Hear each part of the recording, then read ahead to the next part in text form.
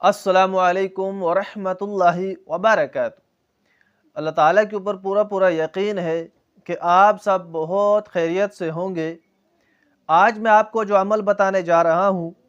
یہ ایسا عمل ہے کہ اس کی برکت سے آپ کے رزق کے اندر بے پناہ اضافہ ہوگا، اور ان لوگوں کے لیے بہت ہی زبردست عمل ہے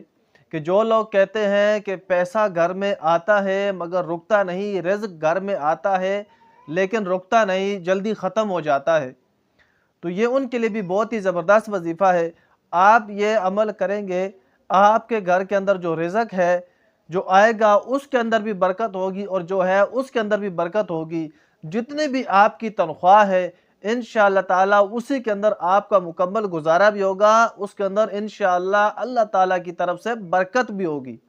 تو بہت ہی پیارا عمل ہے، بہت ہی آسان عمل ہے کہ جو بھی ایسا بندہ جو یہ چاہتا ہو کہ میرے رزق میں اضافہ ہو جائے، مجھے جو تنخواہ مل رہی ہے اسی کے اندر میرا سکون کے ساتھ گزارا ہو جائے، میرے گھر میں اگر پیسہ آئے تو رکے، غیر ضروری پیسہ استعمال نہ ہو، تو وہ اس عمل کو بآسانی کر سکتا ہے۔ اور یہ بہت ہی آسان عمل ہے کہ جو بھی یہ چاہتا ہے کہ میرے رزق میں اضافہ ہو اور میری پریشانیاں ختم ہو، رزق کی پریشانی ختم ہو، پیسوں کی پریشانی ختم ہو، وہ شخص صبح اور شام، صبح کی نماز کے بعد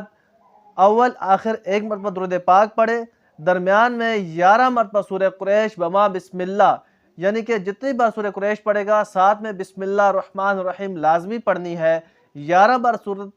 قریش پڑھے، ساتھ 11 ہی مرتبہ بسم اللہ الرحمن الرحیم پڑھے، پڑھنے کے بعد اپنے